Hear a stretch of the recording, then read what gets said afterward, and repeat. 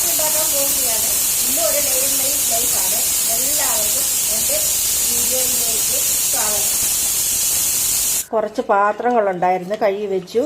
പിന്നെ ഞാൻ ഉച്ചക്കത്തേക്ക് ചോറിനും ഇരിക്കുമല്ലോ എന്നും വെച്ച് സാമ്പാറാണ് വെച്ചത്. അത് കൂട്ടി ചപ്പാത്തി കഴിക്കാം.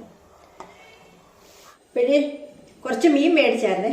മീൻ വെട്ടി വെച്ചേക്കുന്നു. തോരന് തേങ്ങ പൊട്ടിക്കാൻ വന്നു. തേങ്ങയുടെ വലിപ്പം കണ്ടോ, ഉണ്ണി തേങ്ങ.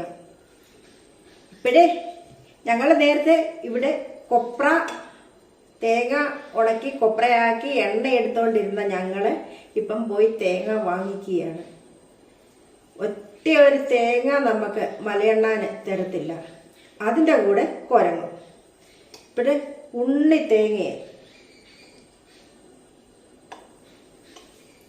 ഒറ്റ ഒരു തോരനിടാൻ പോലും ഇല്ല.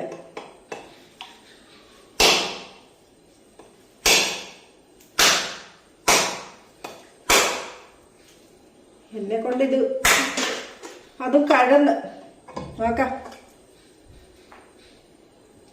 പൊട്ട തേങ്ങയാണേ, മേടിച്ച തേങ്ങയാണ്. കഴന്നു. ഇനിയും ഞാനിത് ചെറുതായിട്ട് അരിഞ്ഞിട്ട് മിക്സിയിൽ ഒന്ന് ചതച്ചെടുക്കണം. ഉണ്ടോ?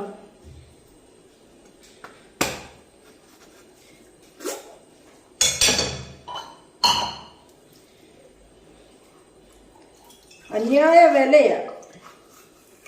കണ്ട, നമുക്ക് പാലപ്പത്തിന് അരയ്ക്കാൻ പോലും കൊള്ളത്തില്ല.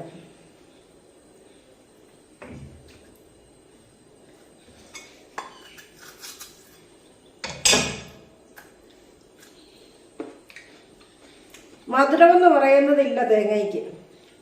വെള്ളം നോക്കട്ടെ, വെള്ളം കണക്കാക്കി വെള്ളം എടുക്കാം. എങ്കിലും തേങ്ങാവെള്ളമല്ലേ, കുടിച്ചേക്കാം.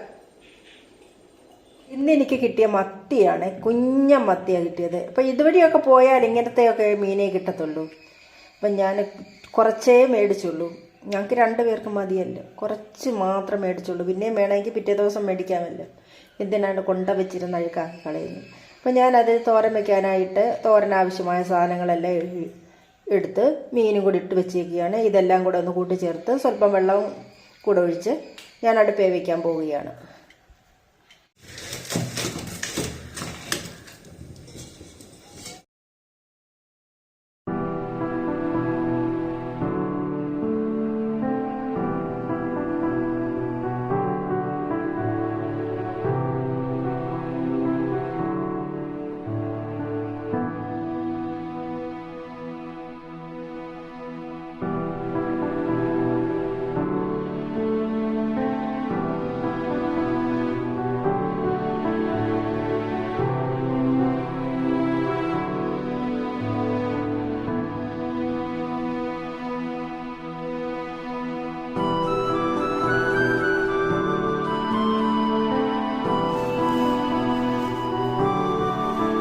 പൊന്നാകണിച്ചീരയാണ് കൂട്ടുകാരെ ഇത്.